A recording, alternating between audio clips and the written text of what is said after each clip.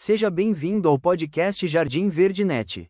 Aqui você encontra orientações práticas confiáveis sobre cultivo, elaboradas por profissionais com formação técnica. Se gosta desse conteúdo, curta, comente, compartilhe e se inscreva para acompanhar os próximos episódios. A gente normalmente pensa na nossa casa, como um ponto final para os recursos. A água chega, a gente usa e pronto, vai embora pelo ralo. É um caminho meio linear. Mas e se a gente pudesse dobrar essa linha e transformar num círculo, especialmente no jardim? Como seria repensar a jardinagem não só como um passatempo, mas como primeiro passo para criar um pequeno ecossistema autossuficiente ali no nosso quintal? Essa é a nossa missão hoje. Vamos fazer uma análise bem aprofundada de como projetar e construir um sistema de irrigação que seja, realmente sustentável. A gente vai cobrir os pontos-chave. Primeiro, quais águas de dentro de casa a gente pode reaproveitar com segurança e quais, claro, devemos evitar.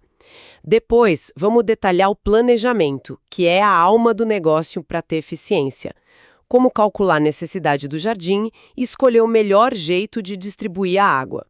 Em seguida, a parte prática, o passo a passo da montagem, da captação até a automação. Benefícios que vão muito além de economizar na conta, impactando a saúde do solo e das plantas. Vamos começar então pela matéria-prima. Quando a gente olha para a água que circula em casa, quais são as verdadeiras oportunidades de reaproveitamento para o jardim? Tem basicamente 4 fontes, mas com qualidades muito diferentes. A fonte de excelência, a mais pura que existe, é a água da chuva. A clássica. Exato. Ela é naturalmente suave, não tem cloro, tem pouquíssimos sais minerais. Para as plantas, olha, é a água perfeita. E não exige uma filtragem super complexa, só uma barreira para folhas, para detritos maiores. Serve para qualquer planta, sem nenhuma restrição. Mas eu fico pensando, a qualidade dessa água da chuva deve variar, né? Por exemplo, numa cidade grande com mais poluição no ar, comparado com uma zona rural. Isso chega a ser um problema real? É uma ótima observação. Nas primeiras chuvas, depois de um período longo de seca, a água pode sim carregar mais poluentes da atmosfera. Por isso, alguns sistemas mais sofisticados, digamos, têm um descarte de primeira água. É um mecanismo que desvia os primeiros litros, sabe? Ah, interessante. E só começa a armazenar depois que a chuva já lavou o telhado e o ar. Mas para a maioria dos jardins ornamentais, essa contaminação é bem pequena. A própria terra e os micro-organismos do solo já funcionam como um filtro biológico muito eficiente. Entendi. Certo. Saindo da chuva, vamos para a fonte que eu acho que gera mais dúvida. A água cinza. O que exatamente ela é e quais são as regras de ouro para usar? Água cinza é todo o esgoto doméstico que não vem do vaso sanitário. Ou seja, a água do chuveiro, da pia do banheiro, da máquina de lavar. A da pia da cozinha não entra. Não. A da cozinha não, porque ela tem muita gordura, resto de comida, e aí o tratamento fica bem mais complexo. A regra de ouro para água cinza é a seleção na origem.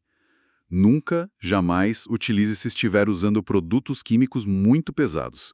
Alvejante com cloro, desinfetante potente, solvente. Veneno para o solo. É veneno para o solo, exatamente. E sobre os produtos mais comuns do dia a dia?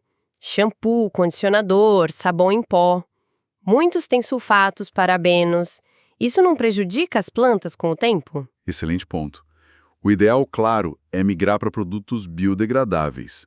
Muitos sabões e shampoos hoje já vêm com essa proposta. O acúmulo de sódio que vem de alguns sabões em pó, por exemplo, pode sim salinizar o solo com o tempo. É um risco. Por isso, a água cinza exige um tratamento antes. E isso não é opcional, é obrigatório. Ela precisa passar por um filtro que remove partículas e também por um processo biológico para decompor a matéria orgânica. E mesmo depois desse tratamento todo, ela não serve para qualquer planta, correto?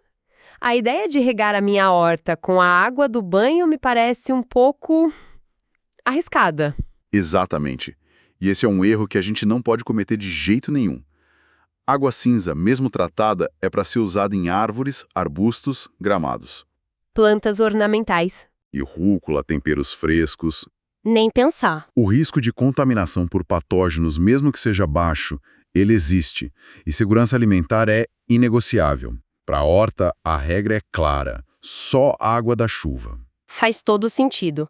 E além da chuva e da água cinza, tem alguma outra fonte que o pessoal costuma ignorar? Tem sim, e é uma das minhas favoritas pela simplicidade e pela pureza. A água do ar-condicionado. Ah, é verdade. Aquele gotejamento constante é, na verdade, água destilada. Ela é condensada da umidade do ar. Por ser extremamente pura, sem minerais, ela é fantástica para plantas mais sensíveis, que sofrem com acúmulo de sais, sabe? Tipo orquídeas, samambaias, bromélias. Perfeita para vasos também, então. Perfeita, porque em vasos, a concentração de minerais da água da torneira pode virar um problema com o tempo. Nossa, nunca tinha parado para pensar nisso. Mas a quantidade de água que um ar-condicionado gera é relevante. Dá para encher um reservatório com isso.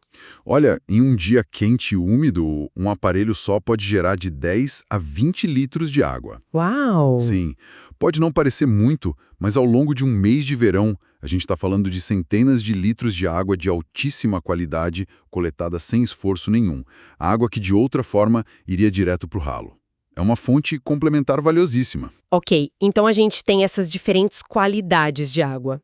Isso me leva a crer que o planejamento do sistema é a etapa mais crítica de todas. Não é só coletar água, mas saber o que fazer com cada tipo. Por onde se começa? Exatamente. O planejamento define o sucesso ou o fracasso de tudo. A primeira coisa é olhar para o jardim não como uma massa verde, mas como um mapa de necessidades. É preciso avaliar 4 pontos. Primeiro, os tipos de planta. Uma horta tem uma necessidade, um gramado tem outra, um cacto uma completamente diferente. Segundo, a insolação. Uma área que pega sol o dia inteiro perde muito mais água por evaporação. Terceiro, o tipo de solo. Um solo arenoso, ele é como um coador, né? A água passa direto. Já o argiloso retém bem mais a umidade. E o quarto ponto seria o espaço físico para os equipamentos, imagino. Precisamente. O espaço disponível para o reservatório, isso vai determinar a sua autonomia. Com base nessa avaliação, dá para começar a dimensionar. Um dado prático que ajuda muito. Um jardim residencial médio consome entre 2 a 6 litros de água por metro quadrado por dia. É uma faixa ampla, claro, que varia com o clima e a estação. Então, se eu tenho um jardim com uma horta e também alguns arbustos maiores, o ideal seria ter sistemas de distribuição separados. Talvez até alimentados por fontes diferentes, tipo água da chuva para a horta e a cinza para os arbustos. Num cenário ideal, sim. Essa seria a otimização máxima.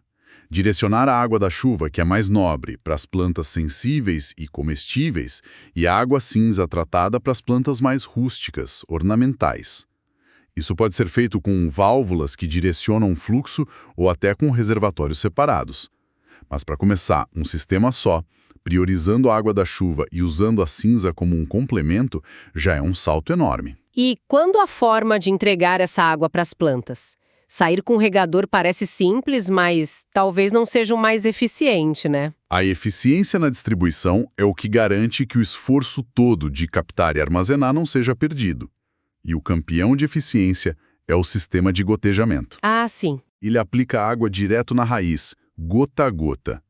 A perda por evaporação é quase zero. É perfeito para hortas e plantas em vasos.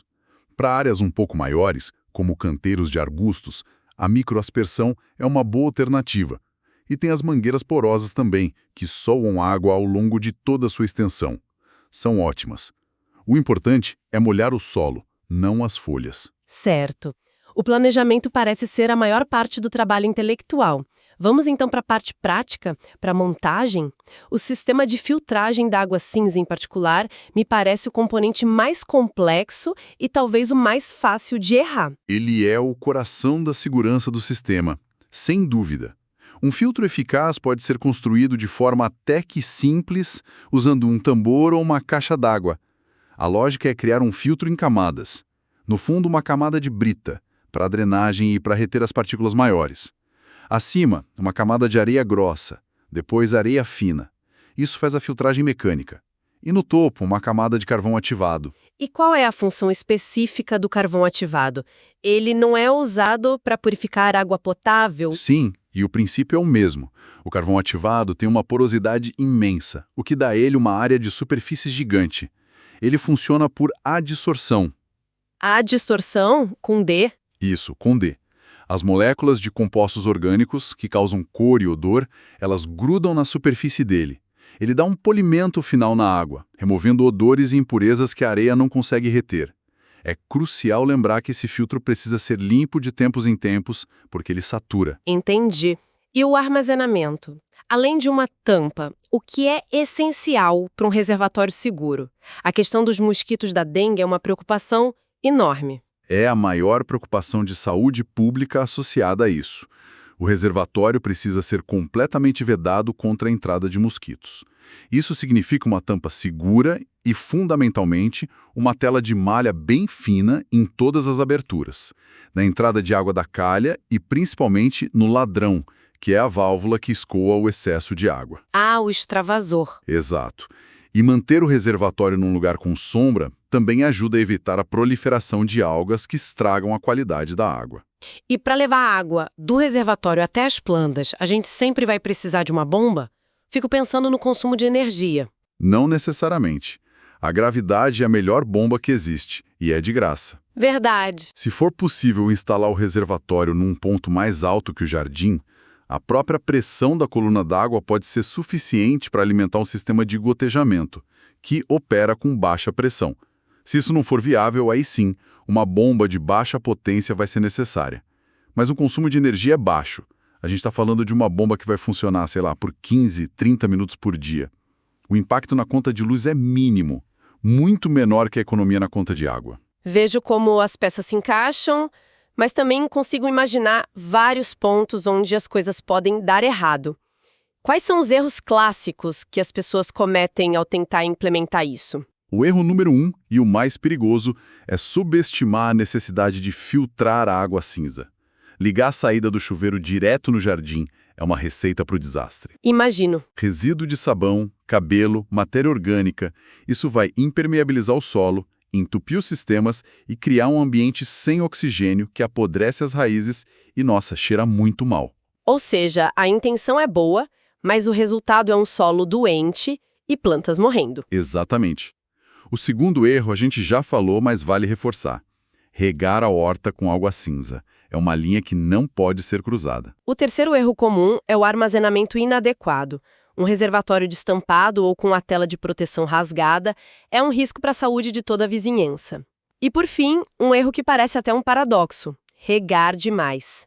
A automação e a abundância de água podem levar ao excesso de irrigação, o que é tão prejudicial quanto a falta d'água. Monitorar a umidade do solo continua sendo essencial, então. O sistema é uma ferramenta, não uma solução mágica. Água do reservatório de vez em quando, buscando mudança de cor ou cheiro, limpar os filtros a cada 30 a 60 dias e fazer uma limpeza completa do reservatório 1 ou 2 vezes por ano. É uma manutenção simples que garante a segurança do sistema. Fica claro que a economia financeira é quase um bônus, né? O impacto real parece ser na criação de um jardim mais resiliente, mais saudável. Vamos conectar esses pontos. Como essa prática de irrigação inteligente transforma o ecossistema do jardim? É aqui que o conceito de fechar o ciclo se materializa. Para o solo, a irrigação por gotejamento evita a compactação que o impacto da água de um esguicho causa, por exemplo. Mantém o solo aerado, o que favorece a vida dos micro-organismos, que são o verdadeiro motor da fertilidade. Evita a erosão, garante que a água e os nutrientes fiquem ali, onde são necessários. E para as plantas, o efeito deve ser direto. Direto e profundo. Literalmente. Com o gotejamento, a água penetra devagar e atinge camadas mais fundas do solo. Isso estimula as plantas a desenvolverem raízes mais profundas, mais fortes, tornando-as mais resistentes à seca. Elas ficam menos dependentes da rega constante. Muito menos. E tem mais, ao não molhar as folhas, a gente reduz drasticamente as condições para doenças fúngicas, como o oídio. Então, ao mudar o jeito que a gente rega, estamos, na verdade, praticando uma forma de manejo integrado de pragas e doenças. É um sistema onde uma boa prática gera múltiplos benefícios. Exatamente essa visão. É uma abordagem sistêmica. E a gente pode potencializar ainda mais isso com duas práticas complementares. A primeira é agrupar as plantas por necessidade de água. Faz sentido. Colocar as que bebem mais juntas e as mais tolerantes à seca em outra área. Isso simplifica tudo. A segunda, e talvez a mais impactante, é usar cobertura morta, o mulching. Ah, um mulching. Cobrir o solo com palha, folhas secas. Isso, casca de pinos, e funciona incrivelmente bem. Uma boa camada de cobertura morta pode reduzir a evaporação da água do solo em até 70%. 70%? É muita coisa. É muita coisa. Significa que você precisa regar com muito menos frequência. Além disso, ela protege o solo, evita ervas daninhas e, ao se decompor, ainda adiciona matéria orgânica. É a combinação da captação de água com uma distribuição eficiente e a conservação da umidade no solo que realmente transforma o jardim. Fica a certeza, então, de que com planejamento e cuidado é totalmente possível ter um jardim exuberante de uma forma muito mais sustentável e autônoma. É uma mudança de mentalidade que se reflete direto na vitalidade do jardim. Para continuar a aprofundar os conhecimentos em jardinagem com dicas práticas como estas, não se esqueça de se inscrever aqui no canal Jardim Verde, curtir este conteúdo e compartilhar com quem também ama plantas. E para encontrar um acervo completo de informações, visite nosso site Jardim Verde Net. E isso levanta uma questão importante. Se a gente começa a ver a água não como um recurso que entra e sai, mas como um ciclo que pode ser fechado dentro da nossa própria casa, como isso poderia transformar não apenas os nossos jardins, mas a forma como a gente planeja as nossas residências no futuro?